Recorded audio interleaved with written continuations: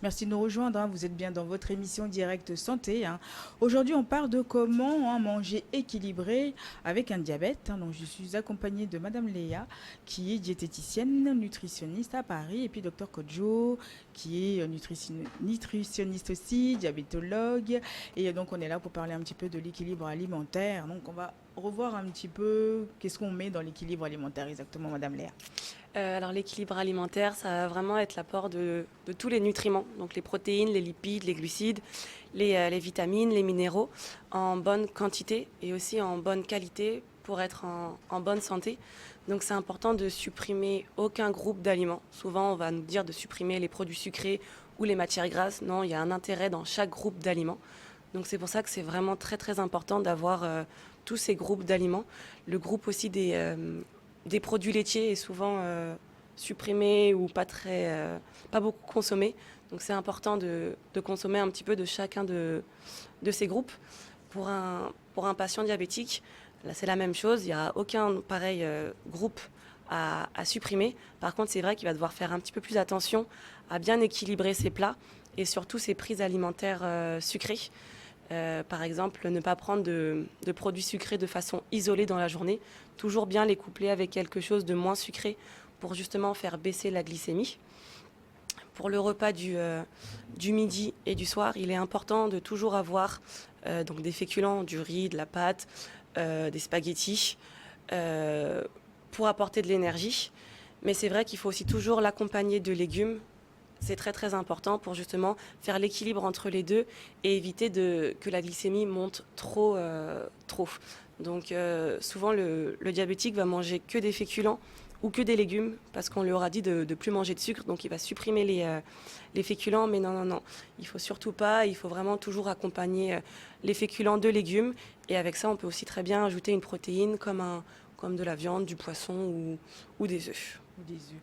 Et les œufs, justement, combien de quantité on peut en manger? Deux, trois, enfin, par jour, au moins? Est-ce que Euh, c'est même par semaine, même? Il y en a qui mangent beaucoup, hein, Tu sais, les recommandations changent. Je pense que Léa me disait la dernière fois, puisque on travaillait sur un document. Et habituellement, ce que nous conseillons, c'est deux, trois œufs par semaine. Mm.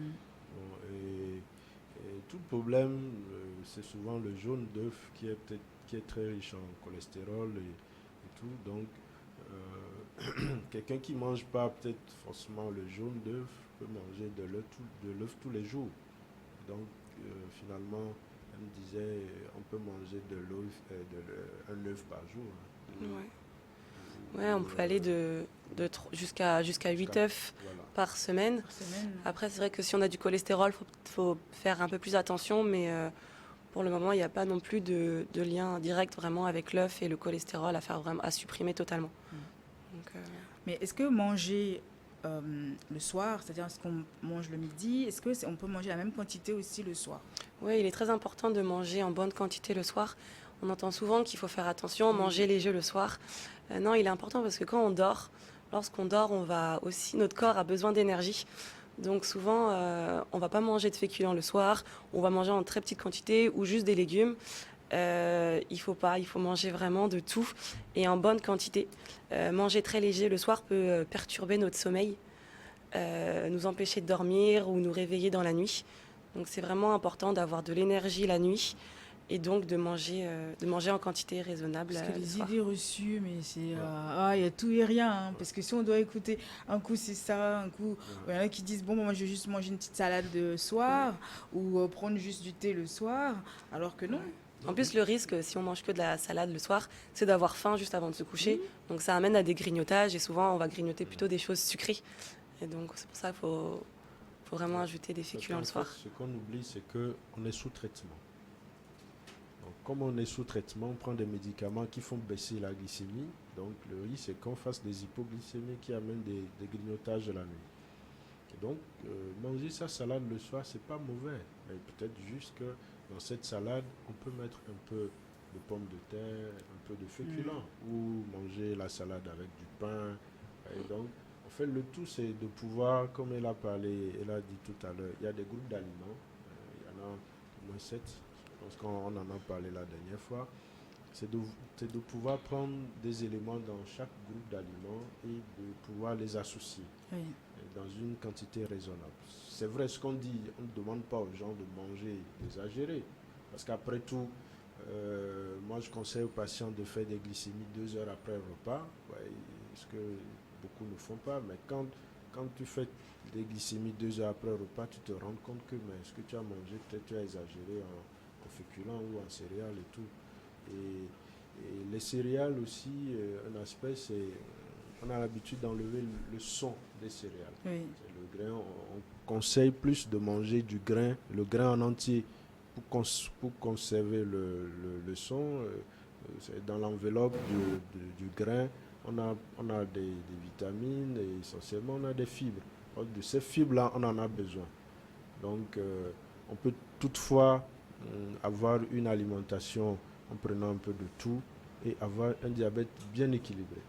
Et même moi, la remarque que j'ai faite, c'est qu'avec des patients, c'est que ceux qui cherchent à manger un peu plus équilibré, sont même mieux équilibrés, et ils vivent mieux, ils sont bien, ils dorment bien, que des patients qui font tellement de restrictions. Moi, je ne mange pas ci, moi, je ne mange pas ci. Malgré qu'ils ont une glycémie bien, mais tu sens qu'ils ne sont pas très bien. Tellement attention que ça dépasse Voilà, limite, quoi. Ils dépérissent et Ouais. tout, et ils sont tout le temps sujets à des infections ou à d'autres. Ils sont toujours pas très bien, malgré que leurs glycémies sont bien. Ils sont bien. C'est ça. Et comment faire cuire les aliments pour garder les vitamines et combien de temps? Pendant combien de temps? Alors c'est vrai qu'à partir du moment où on va cuire les aliments, les vitamines vont quand même diminuer. Donc c'est pour ça qu'on va conseiller de manger et des légumes cuits, mais aussi des légumes crus sous forme de salade. Donc ça peut être de la laitue, tomates, concombres, betteraves. Le mieux, ça va être de varier entre les légumes cuits et les légumes crus parce que les deux vont apporter des intérêts nutritionnels différents. Après, au niveau des cuissons aussi, il va falloir faire aussi attention à tout ce qui est matière grasse. Donc les cuissons en friture ou avec beaucoup de matière grasse, c'est vrai qu'il va falloir faire quand même attention. Oui. Donc souvent dans les cuissons prolongées aussi. Comment? Les cuissons prolongées. prolongées, Ouais. voilà, donc ils peuvent faire augmenter plus l'index glycémique et tout. Oui, en fait, l'index glycémique, donc le pouvoir sucrant d'un aliment, va augmenter avec la cuisson ou aussi avec la modification de texture d'un aliment. Donc plus on va cuire un aliment ou plus on va modifier sa texture, donc l'écraser, le découper, plus son index glycémique va s'élever. Ouais, tellement on parle de trop faire attention, mais ça aussi c'est... Oui, c'est pas évident. Il faut savoir que c'est compliqué, que c'est pas évident, mais c'est une question de chaque jour. C'est pas en un jour, je suis diabétique, que je vais changer complètement mes choses. C'est une question de chaque jour, mais le tout c'est de corréler à la glycémie. Quand je mange, moi je demande aux patients d'avoir un carnet alimentaire, et quand ils font des glycémies, parce que ça ne sert à rien de faire tout le temps des glycémies et de ne pas, que ces glycémies n'aident pas à modifier son alimentation. Donc quand vous faites les glycémies, vous notez les aliments que vous mangez. Vous avez remarqué que quand vous mangez la pâte avec des légumes, la pâte sans légumes, vous voyez comment les glycémies montent. Et ça attire votre attention. Quand vous mangez peut-être un bol de pâte ou bien 2 bols de pâte, vous voyez comment les glycémies montent. Quand vous mangez le riz, soit c'est du riz parfumé, ou bien c'est nos riz locaux avec de la sauce, ou bien avec notre fétiche Ngbagban là, quand vous faites tout ça sur un mois, habituellement on arrive quand même à manger un peu de tout. Donc quand on fait ça, on comprend un peu comment son organisme s'adapte en fonction des aliments. Et l'autre chose aussi, c'est que moi, ce que je veux aussi, ce sur quoi je veux insister, c'est qu'il faut éviter de suivre les autres. Parce que chaque organisme est différent de l'autre. Et chaque organisme métabolisme de plusieurs... la façon dont un organisme métabolise, c'est pas la même chose en fait. Donc moi, je peux manger... On avait une dame qui mangeait du foufou. Et quand elle fait les glycémies postprandiales, les glycémies étaient plus basses que quand elle mange la pâte. Alors que c'est le contraire chez beaucoup de gens. Quand ils mangent la pâte, la glycémie, ça monte, chez d'autres personnes, ça diminue, alors que quand les gens mangent foufou, ça augmente. Mais cette dame, elle nous a montré ça. Elle a fait son carnet avec les glycémies. On a vu effectivement que quand elle mange du foufou, sa glycémie ne monte pas. Mais quand elle mange la pâte ou le riz, là, ça monte. Mais à cette personne, on ne peut pas lui dire de ne pas manger du foufou. Bien sûr. Ouais, donc, il faut vraiment qu'on tienne compte Et pas suivre les gens, quoi. ne pas suivre les gens, tenir compte de chacun, comment ça fonctionne chez chacun en fait. Ouais. Ouais. Bon, on a deux questions de nos téléspectateurs. Donc, Monsieur Yaovi qui dit on parle de remplacer le cube par le lanhouin ou le hafiti, mais en même temps, on dit que le lanhouin n'est pas bon pour la santé. Que faire? Les cubes, c'est l'éternelle question des cubes, c'est essentiellement tout ce c'est le sel. Souvent, c'est des cubes qui sont très riches en sel. Et n'oubliez pas qu'on parle de diabète, il y a l'hypertension artérielle qui est là. Et donc, c'est pour ça qu'on demande aux gens de diminuer, voire éviter les cubes et de les remplacer par des solutions beaucoup plus locales, plus naturelles. Donc, les lanhouins, bon, je ne sais pas trop comment, dans les femmes, je sais qu'elles prennent des poissons qu'ils sèchent et tout. Je ne sais pas s'ils ajoutent. Vous savez, les femmes aujourd'hui, elles ajoutent plein de choses dont on ne sait pas. Donc, je ne sais pas qu'est-ce qu'ils ajoutent dedans et tout. Mais l'essentiel, c'est que si moi j'aime mon lanhouin et je mange un peu, je ne pense pas qu'il y ait de problème. Ok. Ouais. Monsieur Prince qui veut savoir comment gérer l'utilisation de l'huile pour la cuisson. Alors en fait, ça va être important d'essayer de quantifier la matière grasse et de ne pas le mettre à l'œil nu. À l'œil nu, souvent, on va mettre l'huile de façon non sans la quantifier. Ce qu'il faudrait, ça serait essayer de la mettre soit avec des cuillères à soupe pour un petit peu se rendre compte des quantités qu'on met. Normalement, on essaye de mettre une cuillère à soupe par personne et par repas. Donc si on cuisine pour 4, on peut très bien mettre 4 cuillères à soupe. Ça nous permet un petit peu de quantifier et de ne pas être en excès. Parce que réutiliser... L'autre chose, par exemple, c'est Oui. quand j'achète ma bouteille d'huile, par exemple, c'est de voir combien de temps ça fait. Et quand j'achète une bouteille de 1 litre, peut-être qu'en une semaine, la bouteille de 1 litre est finie. Donc ça aussi, ça peut attirer notre attention sur la consommation. Oui. Mais réutiliser l'huile aussi, c'est pas trop bon, non? Même huile, hein. Non, On fait la cuisson avec. ce qu'on conseille, enfin de toute façon, même les matières grasses, que ce soit l'huile ou le beurre, on va le conseiller de le manger cru. Donc normalement, l'huile et le beurre, il faudrait l'ajouter en fin de cuisson pour vraiment avoir tous les intérêts nutritionnels. À partir du moment où on va cuire une matière grasse, les intérêts nutritionnels vont disparaître. Donc c'est pour ça, vaut mieux la changer. Et le mieux, c'est de le mettre en fin de cuisson pour vraiment avoir le goût et les intérêts nutritionnels. Puis comme vous avez dit, il faut mesurer pour éviter d'en avoir à gaspiller, quoi. Surtout qu'il ne faut pas les garder. Quand on fait les fritures, oui, on réutiliser, on a beaucoup ça, des bonnes femmes qui font ça. Et c'est doux quand on prend quand les Ivoiriens mangent du garba avec. C'est ça. En tout cas, j'espère qu'on a répondu à vos questions. Vous aussi, si vous avez des interrogations, des petits bobos, des choses à demander au médecin, donc n'hésitez surtout pas. Notre numéro WhatsApp est à votre disposition, le plus 228 93 91 08 20. Donc allez-y, vous pouvez retrouver l'intégralité de nos émissions sur notre compte YouTube aussi, si vous voulez revoir, vous avez tout dessus. En tout cas, un grand merci pour votre fidélité, parce que il y en a énormément qui envoient des questions, qui envoient des messages, des photos. Mais ce que je veux aussi leur dire aujourd'hui, et puis en votre présence, Dr Kodjo, c'est que la plupart des gens qui nous envoient des questions et des photos, mais allez consulter, quoi. Nous, on est là, c'est une vitrine ici. On est là pour vous informer sur des pathologies, qu'est-ce que c'est, à quoi ça sert, pourquoi on a ça et d'autres pas. Mais les gens qui envoient des messages, oui, j'ai ça depuis X temps. Mais aujourd'hui, c'est grave, comment je fais? Non, quoi. Il faut consulter. Il ne faut pas attendre d'envoyer des photos ou aller trouver des tisanes ou aller se soigner soi-même. Et c'est l'éternelle question. Il y en a beaucoup comme ça. C'est le problème pécunier des fois qui amène des gens.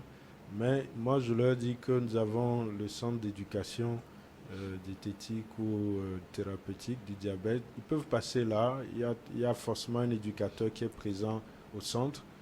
Donc, s'ils passent, ils posent leurs problèmes et l'éducateur verra qu'est-ce qu'il faut leur faire. Si c'est des conseils alimentaires, on leur donne. Si c'est des conseils psycho ou éducation, on leur donne. Et s'il faut orienter, et on fait ce qu'on peut pour les aider. Ouais. J'espère que vous n'allez pas, n'attendez pas à ce que ça s'aggrave d'abord, surtout pas. Donc oui, bah, il y a l'alimentation équilibrée, tout ce qui va avec, mais on parle de pratiquer aussi une activité sportive. Mais quel type d'activité pour les diabétiques? En trois choses, en trois points peut-être plutôt. Euh, L'activité physique chez les diabétiques, d'abord c'est de réduire la sédentarité. Réduire la sédentarité, c'est un peu ou vraiment éviter, hein, éviter s'il le faut. On passe tout le temps assis, c'est de se lever un peu, rompre cette sédentarité, d'en faire un peu bouger, faire quelque chose un peu plus que de rester assis pendant toute la journée. Et ça, c'est la première des choses. La deuxième chose, c'est un peu les activités que nous faisons chaque jour de façon non structurée. C'est-à-dire que je me lève de matin, je nettoie un peu des trucs ou je vais acheter un truc ici, je reviens. Donc, c'est des petites activités qui ne sont pas à négliger, mais qu'il faut augmenter dans la journée. Au lieu, par exemple, de prendre un Zémidian pour aller ici à 100 francs, on peut marcher un peu et tout ça. Donc, porter des charges si on peut, hein, parce que des fois on a des arthroses, c'est difficile. Okay. Et la troisième chose, c'est de pratiquer une activité physique régulière, faire un peu de marche, la marche à pas rapide ou une marche, une distance donnée, ou faire du jogging, faire un peu du vélo et tout. Mais tout ça, il faut commencer petit à petit. C'est vrai que nous disons 30 minutes par activité, au moins 5 fois par semaine, mais il faut aller petit à petit. Si vous savez que vous ne pouvez pas faire 30 minutes, commencez 10 minutes. 10 minutes, ça va devenir 15 minutes, ça va devenir 30 minutes, et peut-être une fois, ça va être 1 heure, 2 heures de temps. Et j'aime donner, j'ai vu une dame qui m'a raconté un peu ce qu'elle fait. Vous savez que le soir, chaque soir, elle m'a dit qu'elle n'a pas le temps, mais à partir de 20h, 21h, elle doit voir Novella TV. Novella, c'est de 20h ou 21h à 22h, 23h. Oui. Donc, au salon, qu'est-ce qu'elle a fait? Elle a installé son petit vélo au salon.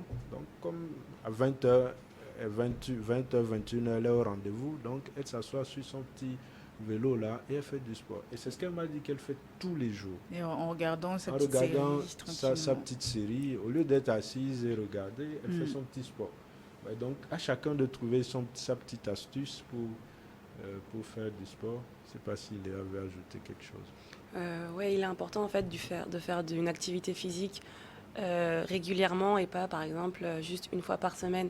À choisir, je préfère que le patient marche 20 à 30 minutes par jour plutôt qu'il aille courir qu'il aille courir 1 heure le dimanche. Intense, Le mieux c'est vraiment à faible intensité mais quotidiennement. Et après aussi, s'il peut y avoir en plus une activité physique un petit peu plus soutenue, c'est un plus, mais juste déjà avoir une activité à faible intensité tous les jours, au moins 30 minutes, comme l'a dit le docteur, c'est vraiment très, très, très bien. Puis il y a de la Zumba sur YouTube, hein, on peut mettre la Zumba. Maintenant, on trouve plein d'activités. Ouais. Après, c'est le faire quotidiennement. C'est le faire et surtout ne pas prendre l'activité physique comme une corvée. Ouais. Il faut pouvoir l'intégrer dans son quotidien. C'est ça. Et c'est pour ça que travailler en éducation avec les patients, c'est important. C'est vrai qu'on n'a pas trop de centres où il faut prendre le temps avec les patients. À l'hôpital, on n'a pas le temps. Moi, j'ai plein de patients, je n'ai pas le temps pour revenir sur un certain nombre de détails. Donc, c'est important que les patients sachent qu'il n'y a pas que l'hôpital. Il faut aller aussi dans des centres où vous avez des éducateurs, dans des gens, surtout les associations de diabète, où les gens vous aident, vous conseillent et voient comment faire un truc personnalisé avec vous. Puis c'est plus agréable. C'est plus agréable, effectivement. Il n'y a plus le stress de l'hôpital, on est à l'aise, on rit bien et tout, et c'est plus intéressant. Donc il faut pouvoir intégrer l'activité physique dans son quotidien. Sinon c'est difficile. Sinon, c'est difficile. On arrive à la fin de l'émission. Hein. Vous voulez conclure rapidement pour pouvoir libérer l'antenne, Léa? Le plus important, ça va vraiment être l'alimentation équilibrée. Donc, ça va vraiment, je répète, de ne pas supprimer des groupes d'aliments, mais vraiment de bien équilibrer tous les aliments avec les aliments qui vont faire monter la glycémie, avec des aliments qui vont faire baisser la glycémie. De ne pas écouter un petit peu tout ce qu'on entend sur le diabète, de supprimer ça ou de ne pas manger ça. Et en plus de ça, oui, ajouter une activité physique à son quotidien, et que ce soit pour l'alimentation ou pour l'activité physique, il ne faut pas tout modifier d'un coup, il faut y aller vraiment progressivement. Le risque de tout modifier d'un coup, c'est que ça tienne qu'un mois. Nous, ce qu'on cherche vraiment, ça va être l'équilibre sur le long terme. Donc c'est pour ça, si ça doit prendre 3 mois pour marcher 10 minutes, ça prendra 3 mois parce qu'on saura que ces 10 minutes, elles seront vraiment là tout le temps. Donc c'est vrai que c'est vraiment important, pareil pour l'alimentation, commencer à modifier progressivement les choses ou diminuer progressivement les choses. Parce que le risque de supprimer d'un coup des aliments, c'est d'avoir une frustration et d'après compulser. Donc c'est vraiment pas ce qu'on cherche. Donc l'objectif vraiment, c'est de modifier progressivement son rythme, son alimentation et son activité physique. Merci beaucoup, Léa. Ce que je juste ajouter à cela, se contrôler régulièrement, contrôler sa glycémie régulièrement, aide à voir que ce qu'on est en train de faire, c'est bien ou c'est pas bien. Un grand merci à vous. Merci, Dr Kodjo. Je rappelle que vous êtes spécialiste en endocrinologie, diabétologie et nutrition. Et vous, Madame Léa Senso, vous êtes diététicienne nutritionniste à Paris. Un grand merci à Clésto Aristide à la régie. Et puis merci à vous tous qui nous suivez tous les jours dans cette émission Direct Santé. On se retrouve demain.